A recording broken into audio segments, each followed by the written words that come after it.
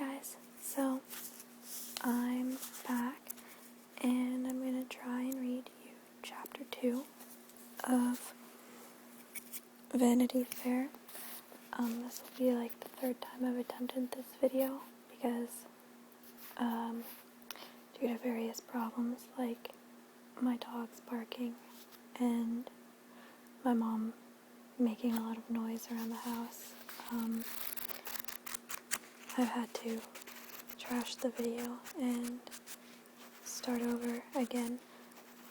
So, in this video, actually, I realized that I've neglected to read the back of the book to you guys. So I'm going to do that today, and then I'm going to try and fit chapter 3 in this recording as well, since I think they've been rather short. And a quick explanation.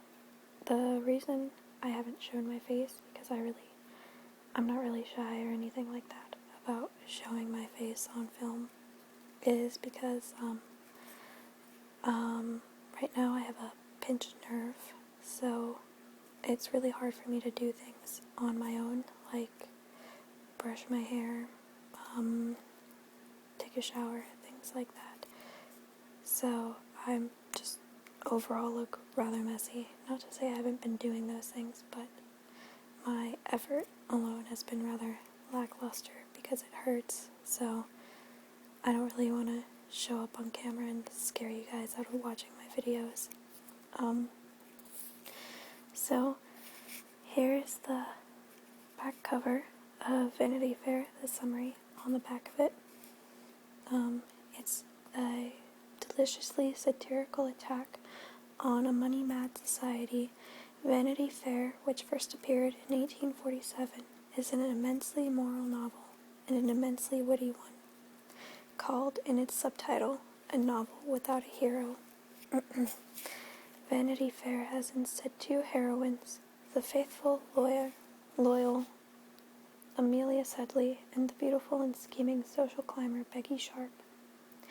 It also engages a huge cast of wonderful supporting characters as the novel spins from Miss Pinkerton's Academy for Young Ladies to affairs of love and war on the continent to liaisons in the dazzling ballrooms of London.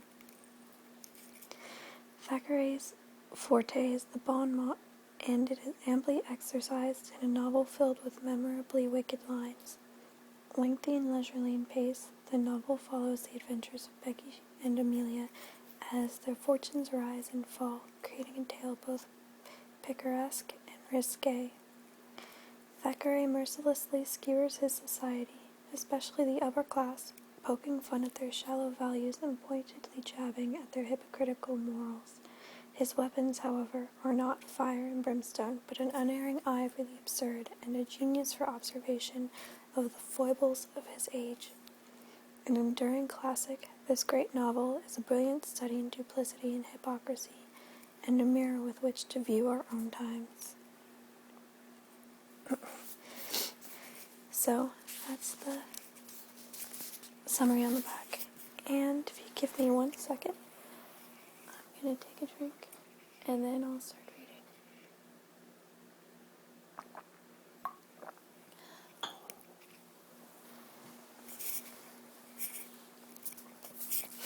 Alright, so chapter 2, in which Miss Sharp and Miss Sedley prepare to open the campaign. When Miss Sharp had performed the heroical act mentioned in the last chapter, and had seen the dictionary flying over the pavement of the little garden, fall at length at the feet of the astonished Miss Jemima, a young lady's countenance, which had before worn an almost livid look of hatred, assumed a smile that perhaps was scarcely more agreeable, and she sank back in the carriage in an easy frame of mind, saying, "So much for the dictionary, and, thank God, I'm out of Chiswick." Miss Sedley was almost as flurried at the act of defiance as Miss Jemima had been, for, consider, it was but 1 minute that she had left school, and the impressions of 6 years are not got over in that space of time. Nay, with some persons whose awes and terrors of youth last for ever and ever, I know, for instance, an old gentleman of 68 who said to me one morning at breakfast, with a very agitated countenance, "I dreamed last night that I was flogged by Dr. Rain." Fancy had carried him back 55 years in the course of that evening. Dr. Rain and his rod were just as awful to him in his heart then, at 68, as they had been at 13. If the doctor, with a large birch, had appeared bodily to him, even at the age of 68, and had said in awful voice, "Boy, take down your pant," well, Miss Sedley was exceedingly alarmed at this act of insubordination. "How could you do so, Rebecca?" at last she said, after a pause. "Why, do you think Miss Pinkerton will come out and order me back to the black hole?" said Rebecca, laughing. "No, but—" "I hate this whole house," continued Miss Sharp in a fury. "I hope I may never set eyes on it again. I wish it were in the bottom of the Thames, I do, and if Miss Pinkerton were there, I wouldn't pick her out, that I wouldn't. Oh, how I should like to see her floating in the water yonder, turban and all, with her train streaming after her, and her nose like the beak of a wherry." "Hush," cried Miss Sedley. "Why, would the black footman tell lies?" cried Miss Rebecca, laughing. "He may go back and tell Miss Pinkerton that I hate her with all my soul, and I wish he would, and I wish I had a means of proving it, too. For 2 years I have only had insults and outrage from her. I have been treated worse than any servant in the kitchen. I have never had a friend or a kind word except from you. I have been made to tend the little girls in the lower schoolroom and to talk French to the misses until I grew sick of my mother tongue. But that talking French to Miss Pinkerton was capital fun, wasn't it? She doesn't know a word of French and was too proud to confess it. I believe it was that which made her part with me, so thank heaven for French. Vive la France, vive l'Empereur, vive Bonaparte." "Oh, Rebecca, Rebecca, for shame," cried Miss Sedley, for this was the greatest blasphemy Rebecca had as yet uttered, and in those days in England to say, "Long live Bonaparte," was as much as to say, "Long live Lucifer." "How dare you have such wicked, revengeful thoughts?" "Revenge may be wicked, but it's natural," answered Miss Rebecca. "I'm no angel." And to say the truth, she certainly was not. For it may be remarked in the course of this little conversation, which took place as the coach rolled along lazily by the riverside, that though Miss Rebecca Sharp has twice had occasion to thank heaven, it has been, in the first place, for ridding her of some person whom she hated, and secondly, for enabling her to bring her enemies to some sort of perplexity or confusion, neither of which are very amiable motives for religious gratitude, or such as would be put forward by persons of a kind and placable disposition. Miss Rebecca was not, then, in the least, kind or placable. "All the world used her ill," said this young misanthropist, "and we may be pretty certain that persons whom all the world treats ill deserve entirely the treatment they get. The world is a looking-glass, and gives back to every man the reflection of his own face. Frown at it, and it will in turn look sourly upon you. Laugh at it, and with it, and it is a jolly kind companion, and so let all young persons take their choice. This is certain, that if the world neglected Miss Sharp, she never was known to have done a good action in behalf of anybody, nor can it be expected that 24 young ladies should all be as amiable as the heroine of this work, Miss Sedley, whom we have selected for the very reason that she was the best-natured of all. Otherwise, what on earth was to have prevented us from putting up Miss Swartz, or Miss Crump, or Miss Hopkins as heroine in her place? It could not be expected that everyone should be of the humble and gentle temper of Miss Amelia Sedley, should take every opportunity to vanquish Rebecca's hard-heartedness and ill-humor, and, by 1,000 kind words and offices, overcome, for once at least, her hostility to her kind. Miss Sharp's father was an artist, and in that quality had given lessons of drawing at Miss Pinkerton's school. He was a clever man, a pleasant companion, a careless student, with a great propensity for running into debt and a partiality for the tavern. When he was drunk, he used to beat his wife and daughter, and the next morning, with a headache, he would rail at the world for its neglect of his genius and abuse, with a great deal of cleverness, and sometimes with perfect reason, the fools, his brother painters. as it was with the utmost difficulty that he could keep himself, and as he owed money for a mile around Soho where he lived, he thought to better his circumstances by marrying a young woman of the French nation, who was, by profession, an opera girl. The humble calling of her female parent Miss Sharp never alluded to, but used to state subsequently that the Interchats were a noble family of Gascony, and took great pride in her descent from them. And curious it is that as she advanced in life, this young lady's ancestors increased in rank and splendor. Rebecca's mother had had some education somewhere, and her daughter spoke French with purity and a Parisian accent. It was in those days rather a rare accomplishment, and led to her engagement with the orthodox Miss Pinkerton. For her mother being dead, her father, finding himself not likely to recover after his third attack of delirium tremens, wrote a manly and pathetic letter to Miss Pinkerton, recommending the orphan child to her protection, and so descended to the grave after 2 bailiffs had quarreled over his corpse. Rebecca was 17 when she came to Chiswick, and was bound over as an articled pupil, her duties being to talk French, as we have seen, and her privileges to live cost-free, and, with a few guineas a year, to gather scraps of knowledge from the professors who attended the school. She was small and slight in person, pale, sandy-haired, and with eyes habitually cast down. When they looked up, they were very large, odd, and attractive, so attractive that the Reverend Mr. Crisp, fresh from Oxford, curate to the vicar of Chiswick, the Reverend Mr. Flowerdew, fell in love with Miss Sharp, being shot dead by a glance of her eyes which was fired all the way across Chiswick Church, from the school pew to the reading desk. This infatuated young man used sometimes to take tea with Miss Pinkerton, to whom he had been presented by his mamma, and actually proposed something like marriage in an intercepted note which the one-eyed apple woman was charged to deliver. Mrs. Crisp was summoned from Buxton and abruptly carried off her darling boy, but the idea even of such an eagle in the Chiswick dovecot caused a great flutter in the breast of Miss Pinkerton, who would have sent away Miss Sharp, but that she was bound to her under a forfeit, and who never could thoroughly believe the young lady's protestations that she had never exchanged a single word with Mr. Crisp, except under her own eyes, on the 2 occasions when she had met him at tea. By the side of many tall and bouncing young ladies in the establishment, Rebecca Sharp looked like a child. But she had the dismal precocity of poverty. Many a dun had she talked to and turned away from her father's door. Many a tradesman had she coaxed and wheedled into good humor, and into the granting of 1 meal more. She sate commonly with her father, who was very proud of her wit, and heard the talk of many of his wild companions, often but ill-suited for a girl to hear. But she never had been a girl, she said. She had been a woman since she was 8 years old. Oh, why did Miss Pinkerton let such a dangerous bird into her cage?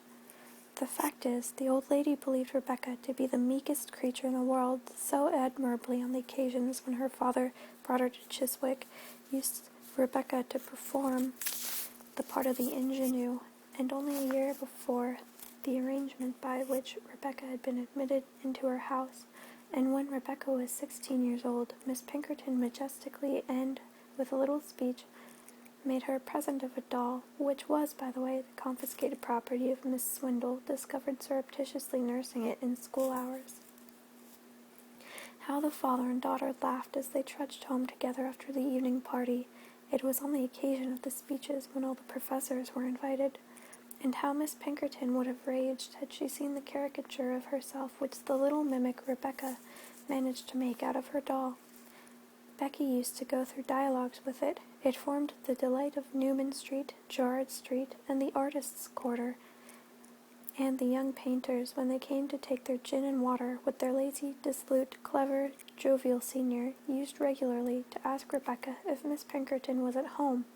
She was as well known to them, poor soul, as Mr. Lawrence or President West.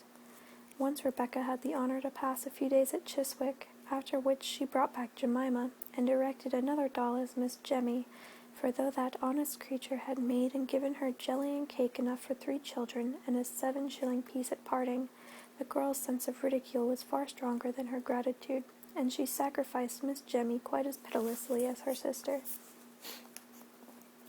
The catastrophe came, and she was brought to the mall as to her home. The rigid formality of the place suffocated her.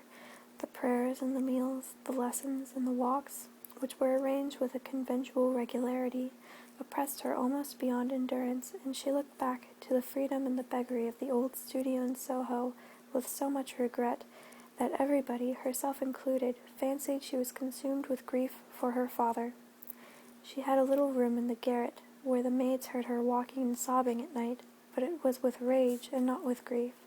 She had not been much of a dissembler, until now her loneliness taught her to feign.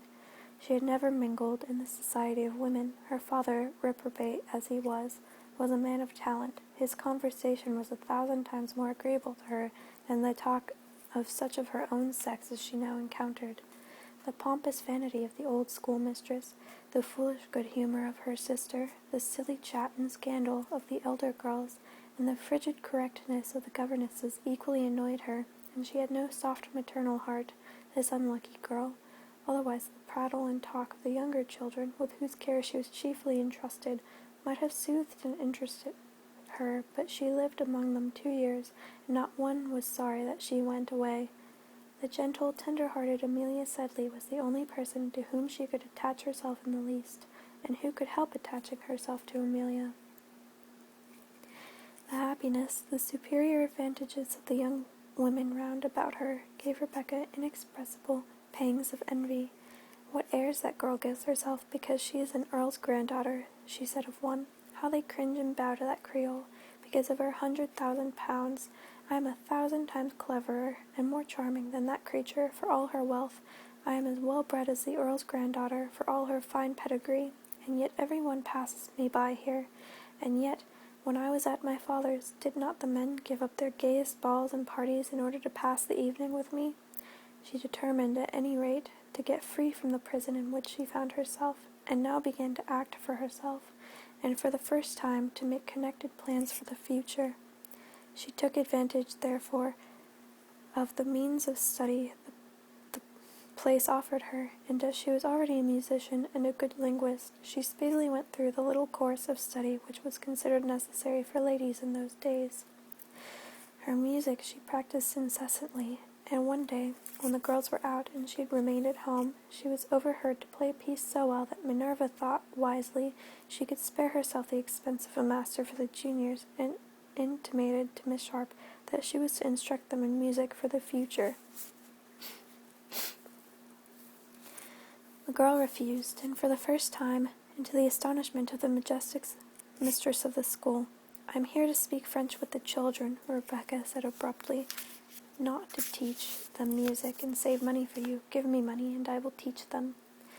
Minerva was obliged to yield, and, of course, disliked her from that day. "For 35 years," she said, and with great justice, "I never have seen the individual who has dared in my own house to question my authority. I have nourished a viper in my bosom." "A viper, a fiddlestick," said Miss Sharp to the old lady, almost fainting with astonishment. "You took me because I was useful. There is no question of gratitude between us. I hate this place and want to leave it. I will do nothing here but what I am obliged to do." It was in vain that the old lady asked her if she was aware she was speaking to Miss Pinkerton. Rebecca laughed in her face with a horrid, sarcastic, demoniacal laughter that almost sent the schoolmistress into fits. "Give me a sum of money," said the girl, "and get rid of me, or, if you like better, get me a good place as governess in a nobleman's family. You can do so if you please." And in their further disputes she always returned to this point. "Get me a situation. We hate each other, and I am ready to go." Worthy Miss Pinkerton, although she had a Roman nose and a turban, and was as tall as a grenadier, and had been up to this time an irresistible princess, had no will or strength like that of her little apprentice, and in vain did battle against her, and tried to overawe her. Attempting once to scold her in public, Rebecca hit upon the before-mentioned plan of answering her in French, which quite routed the old woman. In order to maintain authority in her school, it became necessary to remove this rebel, this monster, this serpent, this firebrand, and hearing about this time that Sir Pitt Crawley's family was in want of a governess, she actually recommended Miss Sharp for the situation, firebrand and serpent as she was.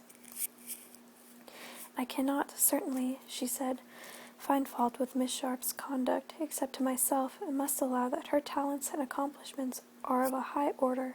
As far as the head goes, at least, she does credit to the educational system pursued at my establishment.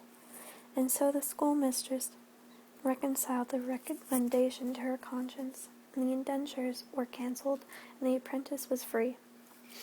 The battle here described in a few lines, of course, lasted for some months, and as Miss Sedley, being now in her 17th year, was about to leave school, and had a friendship for Miss Sharp, "'tis the only point in Amelia's behaviour," said Minerva, "which has not been satisfactory to her mistress."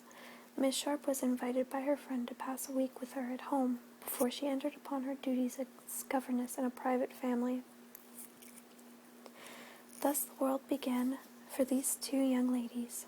For Amelia, it was quite a new, fresh, brilliant world, with all the bloom upon it.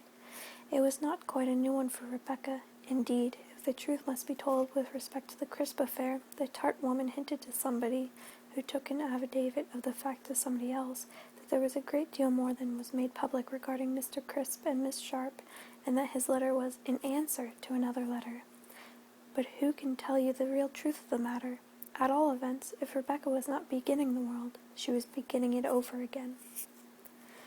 By the time the young ladies reached Kensington Turnpike, Amelia had not forgotten her companions, but had dried her tears, and had blushed very much and been delighted at a young officer of the Life Guards who spied her as he was riding by and said, "A dem fine gal, egad," and before the carriage arrived in Russell Square, a great deal of conversation had taken place about the drawing-room, and whether or not young ladies wore powder as well as hoops when presented, and whether she was to have that honour. To the Lord Mayor's ball she knew she was to go.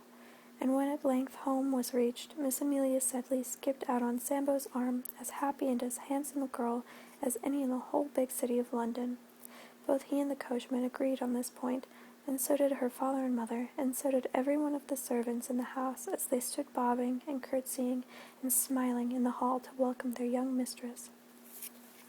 You may be sure that she showed Rebecca over every room of the house, and everything in every one of her drawers, and her books, and her piano, and her dresses, and all her necklaces, brooches, laces, and gimcracks. She insisted upon Rebecca accepting the white cornelian and the turquoise rings, and a sweet sprigged muslin, which was too small for her now, though it would fit her friend to a nicety, and she determined in her heart to ask her mother's permission to present her white cashmere shawl to her friend. Could she not spare it, and had not her brother Joseph just brought her two from India? When Rebecca saw the two magnificent cashmere shawls which Joseph Sedley had brought home to his sister, she said with perfect truth that it must be delightful to have a brother, and easily got the pity of the tender-hearted Amelia for being alone in the world, an orphan without friends or kindred. "Not alone," said Amelia. "You know, Rebecca, I shall always be your friend, and love you as a sister. Indeed I will.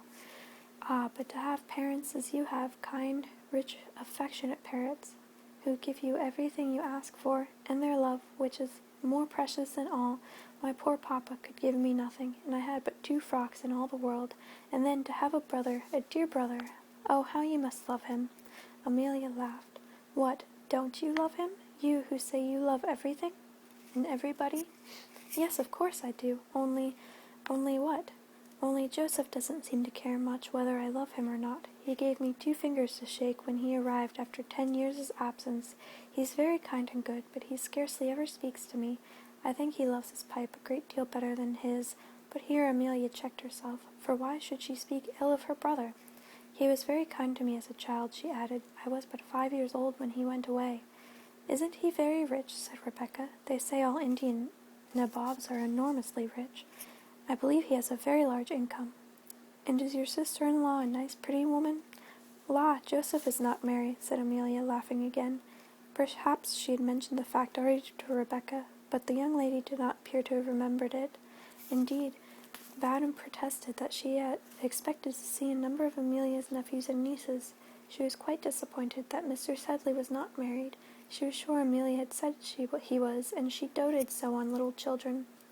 "I think you must have had enough of them at Chiswick," said Amelia, rather wondering at the sudden tenderness on her friend's part, and indeed in later days Miss Sharp would never have committed herself so far as to advance opinions, the untruth of which would have been so easily detected. But we must remember that she is but 19 as yet, unused to the art of deceiving poor innocent creature, and making her own experience in her own person. The meaning of the above series of queries, as translated in the heart of this ingenious young woman, was simply this: if Mr. Joseph Sedley is rich and unmarried, why should I not marry him? I have only a fortnight, to be sure, but there is no harm in trying. And she determined within herself to make this laudable attempt. She redoubled her caresses to Amelia. She kissed the white cornelian necklace as she put it on, and vowed she would never, never part with it. When the dinner bell rang, she went downstairs with her arm around her friend's waist, as is the habit of young ladies. She was so agitated at the drawing-room door that she could hardly find courage to enter. "Feel my heart, how it beats, dear," said she to her friend. "No, it doesn't," said Amelia. "Come in, don't be frightened. Papa won't do you any harm." So, I was going to try and read 2 chapters in this, but as you can see, it took longer than I estimated, and I only have 30 minutes of video time that I can upload, that I know of at least. So I'm just going to end with this and start up on the 3rd chapter for you guys. I'm thinking about going through my books and finding some other things to read to you, so that it's not just the same thing over and over again. And I might do some whispering, so let me know what you think. Hope you guys enjoy.